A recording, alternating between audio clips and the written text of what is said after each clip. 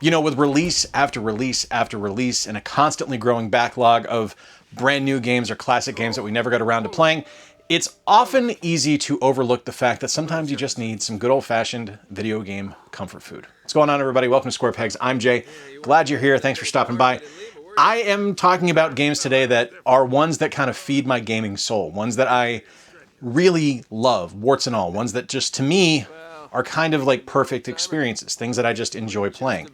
And the reason for that is I was playing on my PS5 this weekend and I threw in the Nathan Drake collection and I started playing the first Uncharted again. And even though that game hasn't necessarily aged the greatest, it's one that, to me, is still something that I consider video game comfort food because I just love it. So today I want to give you 10 of my favorite video game comfort food games. This is going to be all over the map. There's going to be some old stuff, there's going to be some new stuff on here, but it's going to be a lot of different types of games. But we're going to kick things off with that one I was just talking about. We're going to look at Uncharted. So before I get too far into this, I should probably discuss what comfort food is. Because it's not just something I go back to regularly. It's something that really needs to fulfill me. It's something that I need to just feel something when I play, for lack of a better term. And it kind of reminds me of like Thanksgiving.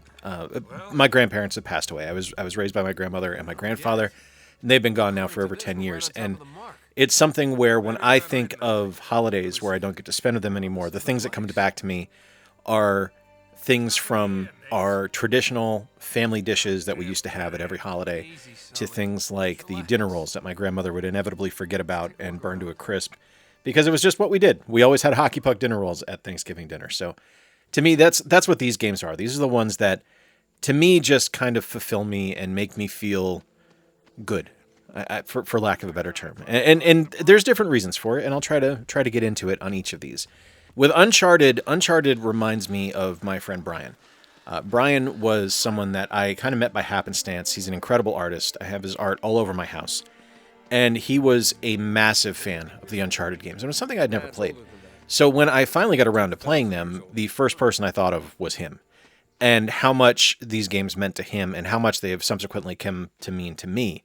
Because these were brand new adventure titles that to me felt like I was stepping into the world of Indiana Jones with this incredible character in Nate Drake that was not only just cool, like his dialogue was awesome, but the way the dialogue was delivered by Nolan North really just kind of just opened my eyes to what acting in a video game could be. And yes, I had experienced voice actors before that, but this was the one to me that really made me open my eyes and go, wow, video games can basically be cinema. And I love every Uncharted game. I've loved all 5 of them that I've released. And it's one that, to me, I go back to all the time because not only do I remember Brian, I am also reminded of the time I was lucky enough to meet Nolan North at Siege last year, where I got to tell him how much the games meant to me and how much, as someone who also does voice acting, how much he has inspired me to pursue my goals of being a voice actor. And that's why Uncharted makes the list. It hasn't aged terribly gracefully in a lot of places. Like it very much feels like a game of its time from time to time when I'm playing it, but it's still something I love. Oh, Mega Man, you have been my ride or die since I first played you back in 1990, and it's something where I just love this character. Like, I was captivated by this character when I first saw Mega Man 2 on the shelves of my video store in Westport, Massachusetts, and it's something where, to this day, my favorite video game character and my favorite video game franchise, and something that I go back to constantly. The Mega Man Legacy Collection, Volumes 1 and 2, the Mega Man X Legacy Collection, the Battle Network Collection, basically, if there's a Mega Man collection, it has not left my side from my Switch Go bag since they dropped, because I want to have those games with me at any time I can, because I enjoy playing them. Mega Man 2 is one I go back to every year. I play it every single year. It's something that, to me, is the perfect platformer. It's the perfect NES game. It's not the best in the Mega Man franchise. I can freely admit that. I do think that 3 is a better game overall, but for me, Mega Man 2 is the one that I need to go back to. It's the one that holds the most sentimental value for me, and the one that, to me, is perfect. I realized either at the start of the video intro or in the outro I recorded that I said 10 games, and that's a lie. I'm actually going to give you guys 15. And the next one up on the list is from the Super Nintendo. This is WWF WrestleMania, the arcade game. This is one that I have incredibly fond memories of playing with my friend David. This one dominated summer breaks. It was something where we would go over to each other's house and we would play this game typically in the middle of a Florida torrential downpour lightning storm in hopes of not losing power because we wanted to see Razor Ramon beat up Bret the Hitman Hart or Doink the Clown beat up Lex Luger. It was something where we just loved these games, and it was something that was stupid and simple and fun and just easy to get into. It was the right kind of button masher for us to play, and it's just one of those memories that just sticks out. And I don't really know why, because we played tons of other games together as well, but this one just for some reason is sticking out in my head right now. I loved this game then. I don't love it as much now. It's something where it is still comfort food, but this is like a Twinkie is comfort food for some people. You know it's bad for you, but you still want to eat it.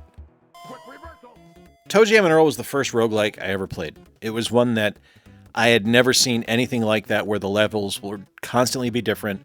I wasn't able to have muscle memory to beat it. It was just something that the love of the concept, the love of the characters, the incredible soundtrack, and the gameplay that I just adored was what kept me going forward with it. And to this day, it is my favorite Sega Genesis game. I love the ToeJam and Earl franchise. I have loved every game that they've released, some more than others, I won't lie to you, but the one that I always go back to is the first one, because it's a ton of positive memories for me. Like, first off, this was one of the first video game soundtracks I really remember loving and wanting to hear constantly, because I loved the funk soundtrack. And it was one that I remember vividly playing with my mom, because there was a 2-player version of ToeJam and Earl. So being able to play games with my mom, I thought was the coolest goddamn thing in the world, because it was me. I got to spend time with my mom, and she was awesome. So it made me very happy. I love the gameplay in this one, though. I love the characters. I love the absolute absurdist humor that happens in this game, because it is essentially a fever dream at all times. And it's fun. To me, it's fun. I love this game. It ignited my love of roguelikes that's still going today. And I still think it's awesome. This one, kind of like WrestleMania, the arcade game, is comfort food, even though you know it's bad for you. This is Rising Zan, the Samurai Gunman, which is one that makes this list almost entirely because of the intro music. The gameplay is not great in this one. Like, the gameplay is a little too ahead of its time to really be excellent, because it was released early in the PlayStation lifecycle, so there was a lot of things that kind of got perfected with the PlayStation 2 that I can look at this game and go, oh, this was kind of a precursor to Devil May Cry in a lot of ways. The humor, the movement, the gameplay, it just was not made for the PlayStation 1. I mean, it was made for the PlayStation 1. Obviously, it released on the PS1, but it was one that would have been unbelievably awesome on the PS2 if it could take advantage of that architecture and kind of that rig. And unfortunately, we just didn't get it. This is the only release in that series we got. I love the music in the game. I absolutely do love the entire concept of this title, because it is absurdist, it is ridiculous, it is funny, and I just wish it was something that had come out like 5 or 6 years later, because to get this on a more powerful console with better graphics, analog controls that are actually responsive and usable, this game would have been an absolutely massive success. As it is, it's a weird footnote in video game history, and one that I'm proud to own and one that I'm proud to love. It's a great game. And, well, no, that's a lie. It's a good game. It's a great game for me. Might not be a great game for you, but I do love it all the same. I'm not going to lie to you. I waffled between this and Rival Schools and Power Stone. But Street Fighter Alpha 3, when I sit and really think about it, is the one that wins out, because this is a game that just meant the world to me. This one is one that we featured regularly on our Friday Night Fights tournaments with my friends Chris and Rich and Mike and Phil and Gordon and Joe. And yeah, it was just one of those games that was a crowd pleaser. It was one that we all enjoyed. We all had our different characters that we loved. It was one that we just loved. And I still do, because I think it is the best Street Fighter Alpha game. I personally think of the 2D kind of classic Street Fighter games, like leading up to the Dreamcast, I think this is the best of all of them. I think this is the best one. It is my favorite in the Street Fighter Alpha series, as I mentioned. I love every character in it. I love that Dan Hibiki is in there. I love Karen. I love Sakura. I love Rainbow Mika. It's just a game that, to me, works. And it's kind of the epitome of what was possible with the Street Fighter Alpha franchise. And I'm kind of glad they stopped here, because I think if they had kept going to the well and kind of kept milking it to make more Alpha games, it wouldn't have been as fondly remembered. This was a perfect note to go out on, and it's still a perfect fighting game to me to this day. When I was 18 years old, I worked overnights in a internet cafe in Fort Myers, Florida with my friend Keith. And one of the perks of working overnight at an internet cafe in the late 1990s is that you got access to PCs to be able to play games when it was slow. And one of the games that Keith and I played regularly was X-Wing versus TIE Fighter. And it's one of my favorite games to this day. This was something that when we would play it at Cyber, it was a game that we would set up in the LAN rooms, we would be able to play and just have a blast with it because it was a fantastic multiplayer game that was really fun to just kind of work against your opponent to try to take them out if they were playing as the Empire and you were playing as the Rebellion or vice versa. And they were fun to just kind of play solo because the missions were good, the single-player campaign was fun, and it's just an overall great game. It's something that even today I still have fun with it. And I wish I had an older machine that played this as opposed to just running this through GOG, but it's still good where it's at. It's still something I enjoy. I won't spend a ton of time on this one because if you've been on the channel any number of times in the last years, you've probably heard me talk about Suikoden II at least once and have told you that it's my favorite video game. And it is.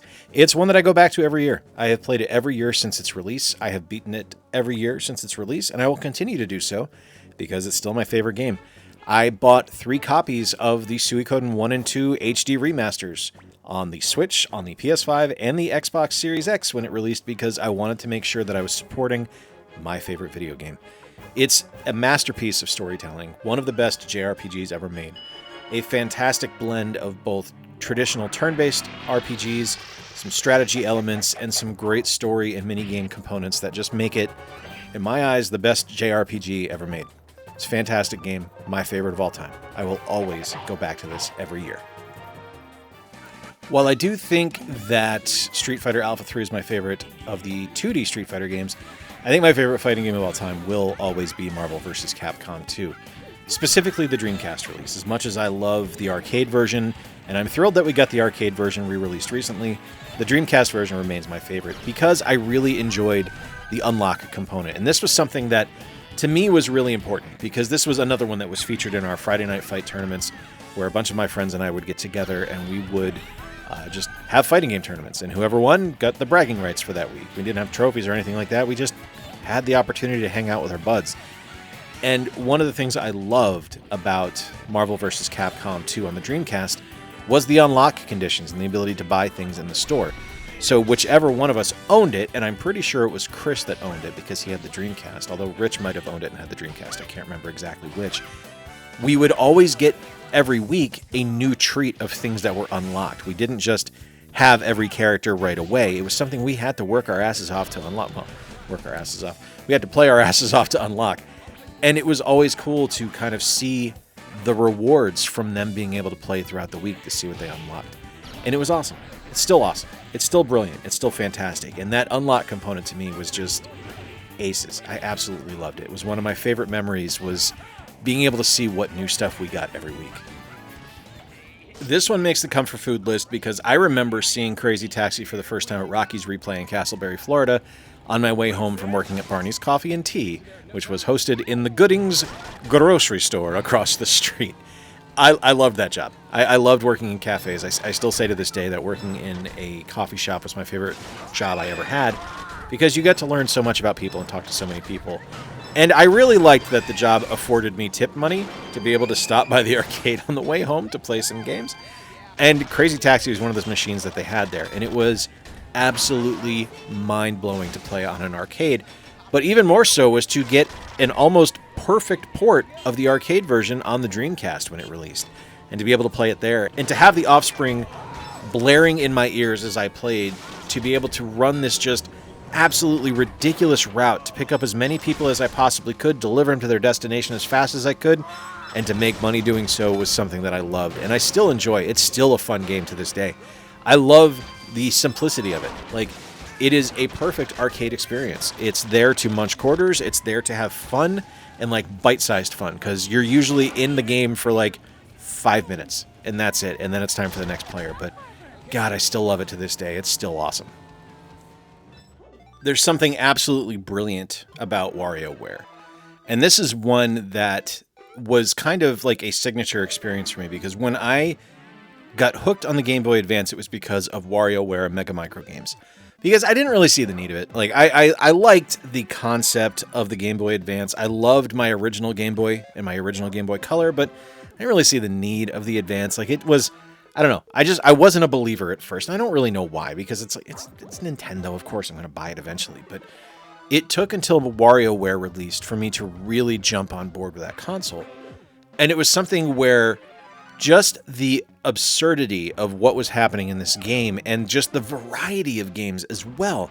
Because it wasn't just as simple as, like, it's a bunch of micro games. It was a wide variety of micro games, everything from gross factor stuff where you were trying to pick someone's nose to just timing and trying to avoid things that were falling on you to remixes of classic NES games in the 8-bit levels were amazing to me and was just like so mind-blowing to be such an incredible core concept of gaming to really just be able to have so many different gameplay styles inherent to each level, and it worked, was mind-blowing. It's absolutely stunning to me that this game worked as well as it did, and all of its subsequent sequels worked as well as they did, because just from like a core game design philosophy, something where the mechanics change every few seconds while you're playing and it's frantic when it does it, shouldn't work.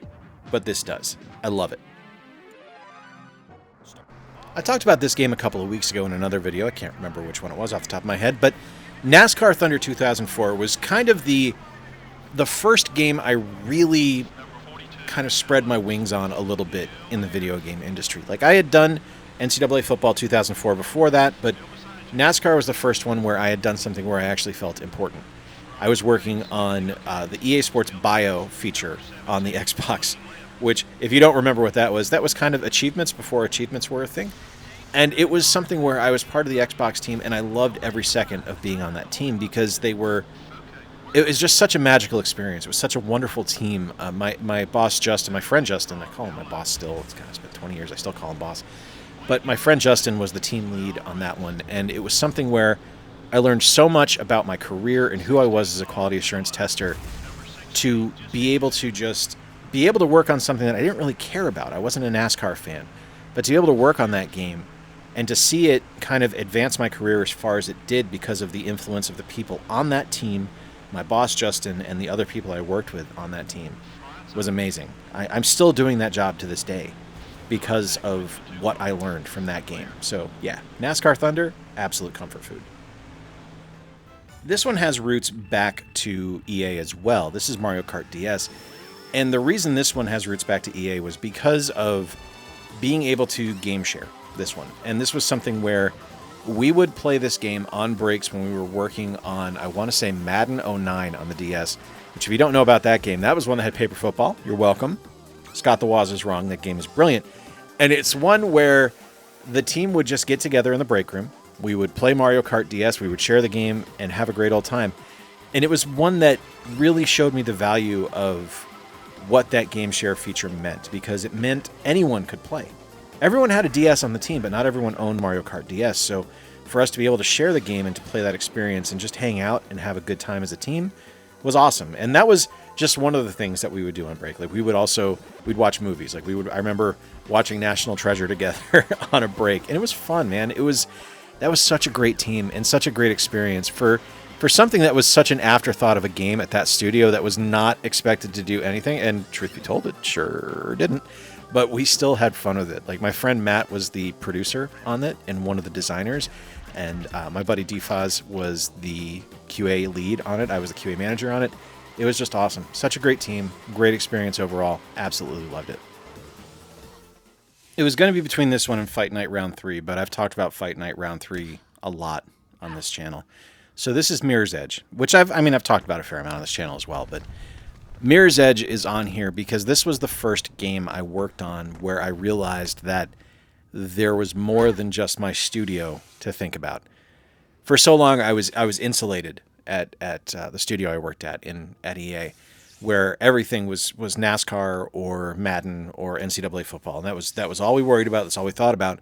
But eventually, we got a reputation for being a really good QA house, and we were the best in the business as far as I was concerned.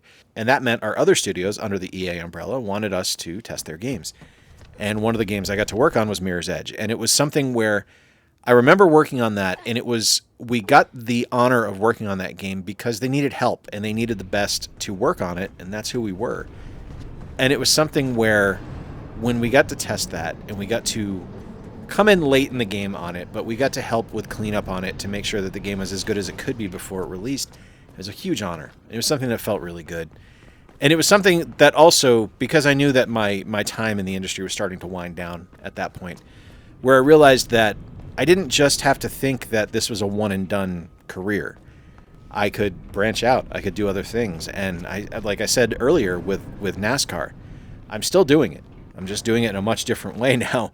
So to see what this led me to and kind of that eye-opening experience of, oh, there's more out there than just these four walls that I stare at was a really humbling experience and just a really awesome game to work on too. The ultimate comfort food right here. Because for me, point-and-click adventure games are things that I adore. It was one of the first genres I really fell in love with and really just felt special about. Like, it wasn't just another Mario game. It wasn't just another Mega Man sequel, which, even though I love Mario and Mega Man, I had never imagined that you could make something as exciting and as fun and as hilarious as The Secret of Monkey Island for a video game. Like, that just wasn't something that I thought was going to be possible. It was something where the humor, the gameplay style, the level design, the writing, the characters, everything about this game worked for me. The Dial-A-Pirate at the start to be able to get in, the DRM to be able to play the game was magical to me. And it's something that to this day I think holds up. Like, it is still a brilliant game in 2025, as brilliant as it was when it originally released. And this is something that I've been able to share with my wife, and she loves the Monkey Island series. And it's something where, for me, to be able to kind of boot that up and play it again and remember those good memories of when I was very young playing this game, and to see my wife still love it to this day is just awesome. It's such a great game. Video game comfort food, games that feed your soul. I'd love to hear which ones feed your soul. Let me know in the comments down below. If you enjoyed today's video, give it a thumbs up. Engagement helps the channel out a ton. And if you really dug it, consider subscribing. I'd love to have you stick around. We're on our way to 18,000. I'd love to be at 20,000 by the end of the year. Until next time, folks, I've been Jay. Thank you so much for stopping by. I appreciate you being here. Remember to play more games, stay square, and take care. I'll talk to you soon.